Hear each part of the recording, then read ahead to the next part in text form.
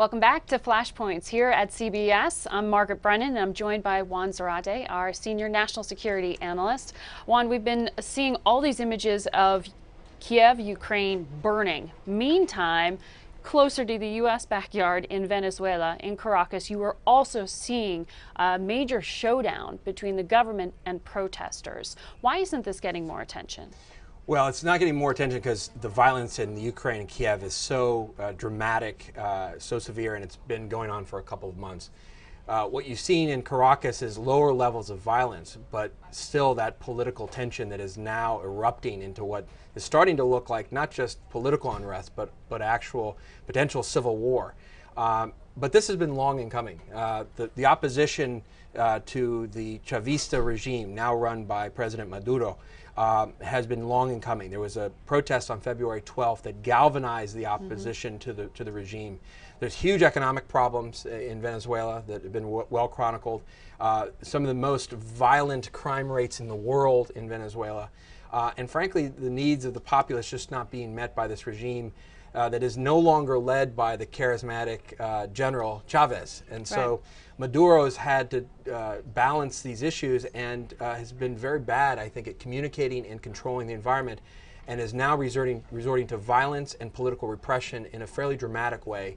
And so as Kiev hopefully settles down, I think you're going to see more cameras, more attention move to Caracas and the western part of the country, which is seeing a lot of violence. If Maduro lets those cameras in, his 10-month-old government has been very stringent in its treatment of the press, and they've also been expelling U.S. diplomats, 3 just in the past 7 days or so, blaming the United States with fomenting a coup. All of this, he says, aimed at gaining control of Venezuelan oil. What is the U.S. interest there?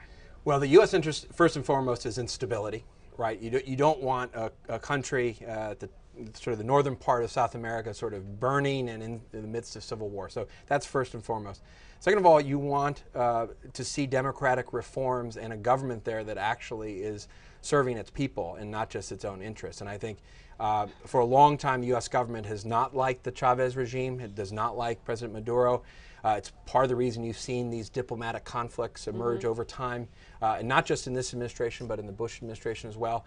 And so, you know, our interests are in making sure that Venezuela comes out of this period in a way that allows for real democracy and real opposition voices. One of the interesting things that's happening now, in addition to the repression of the press, is repression of the political opposition. So the organizer of the February 12th protest is now being held in prison, Leopoldo Lopez, and it's now becoming a cause célèbre. Harvard-educated intellectual versus Maduro, former bus driver, labor leader, who's keeping this country that you talk about being in crisis. No, that's right. And the opposition has been growing in popularity over time. They've had trouble in the past in terms of galvanizing enough support. They narrowly lost in this last election. And so you have a very sophisticated political opposition that is opposing the current government. And so the government, I think, in a very ham-handed, violent way, is trying to find a way to repress the growing opposition, and frankly is building this narrative, as you described, that this is all being fomented by rogues and orchestrated and puppeteered by the United States. Furthest thing from the truth, because at this point you've got a lot of upset and angry people in Venezuela, and the government's trying to repress it.